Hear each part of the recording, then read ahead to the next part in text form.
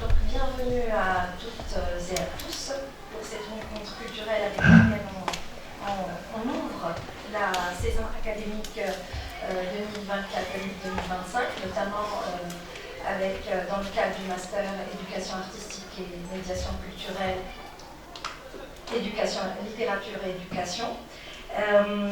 J'ai le grand plaisir de recevoir aujourd'hui Bouchra Saleh, une amie de longue date, une figure familière de la scène culturelle à Rabat et pas que. Je pense que tu vas nous parler aujourd'hui des grands voyages culturels que tu as fait depuis toute jeune. Mais Bouchra est aussi une actrice culturelle. J'utilise ce mot parce qu'il englobe beaucoup de choses, beaucoup des actions et des projets que tu as pu mettre à l'œuvre. Et surtout, on te reçoit aujourd'hui en tant que fondatrice d'un événement dont l'intitulé est extrêmement, à la fois, je dirais, poétique et intriguant.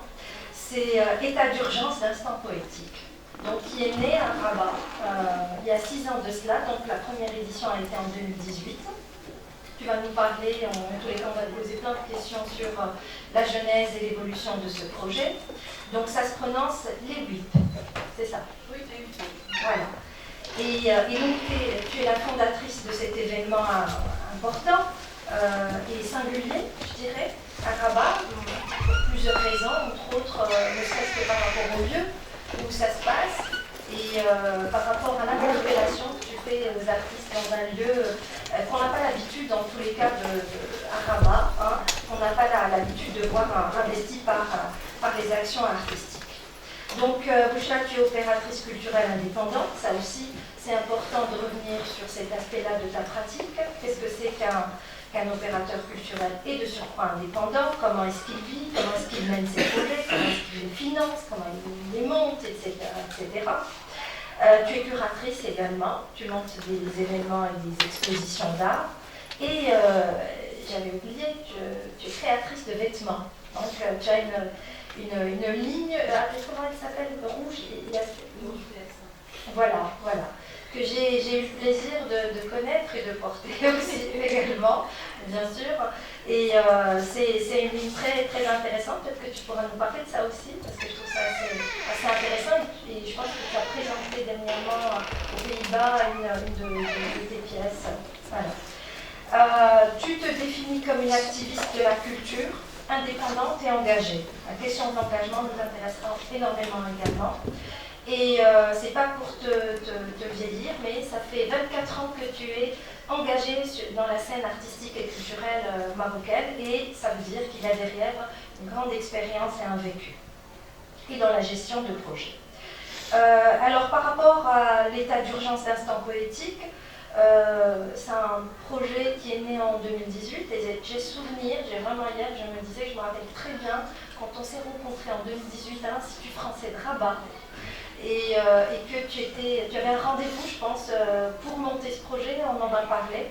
Moi, j'étais là-bas, je dirais un peu bêtement avec ma fille qui prenait des livres de la bibliothèque, et tu m'as parlé avec tellement de passion et c'est resté dans mon esprit et j'ai souvenir de t'avoir dit mais c'est absolument remarquable, il faudrait y aller.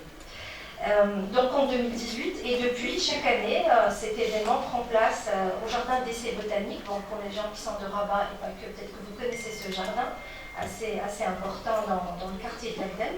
D'accord, sur l'avenue Orba et qui donne aussi sur l'avenue Nasser. Et Hassan II aussi, effectivement. Donc sur une superficie de 17 hectares, voilà, une superficie verte très importante, un espace dans lequel on a des souvenirs divers et variés. Voilà. Et c'est une manifestation où tu invites des artistes à intervenir in situ. C'était des questions que j'aimerais t'entendre traiter sur le choix des artistes, comment est-ce que les projets nés, comment est-ce qu'ils interviennent, avec quels matériaux, comment l'environnement aussi intervient dans leur production. Et voilà, donc pour ta présentation, je pense que j'ai touché plus ou moins un aspect important. Voilà. commencer par poser une ou deux questions et puis te laisser la liberté de prendre le temps comme tu veux. Je voulais juste remercier Mohsin Haraki,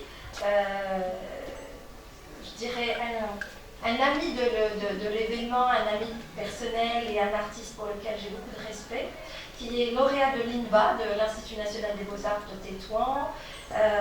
Si tu permets, je ferai une petite présentation parce que tout à l'heure on va quand même te demander de nous parler plus ou moins de ce que tu comptes faire. Donc Mohsin Haraki, donc comme j'ai dit, il est lauréat de l'INBA de Tétouan et de l'École supérieure d'art de Dijon. Donc tu pars après ton diplôme en France où tu fais un master, je pense, à l'École supérieure d'art de Dijon.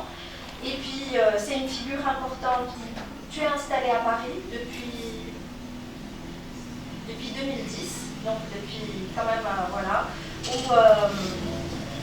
tu as mis la grille sur une place des Paris à un certain moment, je pense que c'est le cas, dans tous les cas.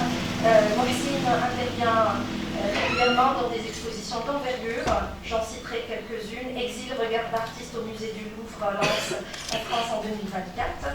La trilogie marocaine au musée du Centre d'art Reina Sofia à Madrid en 2021. Global Résistance au Centre Pompidou à Paris en 2020, et j'en passe.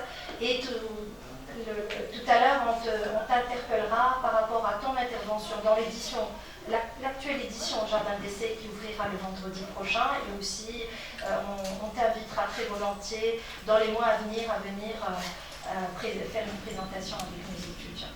Voilà, alors je reviens à Bouchra. J'aimerais que tu nous parles, et je pense que c'est très intéressant pour les étudiants en master dans sa version éducation artistique et médiation culturelle et littérature et éducation.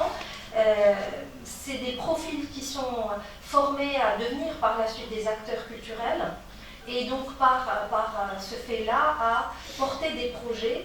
Et je pense que ton parcours, ton expérience va être très intéressante pour eux, ne serait-ce que pour comprendre également la dimension indépendante et engageante de la question, de s'initier au côté de l'amour, mais pas que, parce qu'il y a aussi un côté quotidien engagé dans le fait de monter des projets pareils.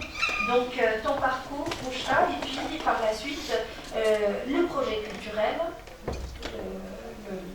les 8, voilà, en particulier, comme on disait tout à l'heure, pourquoi et comment, et où, et comment est-ce que cette idée, elle a germé, elle a par la suite pris des formes différentes selon les éditions. Voilà, on te remercie.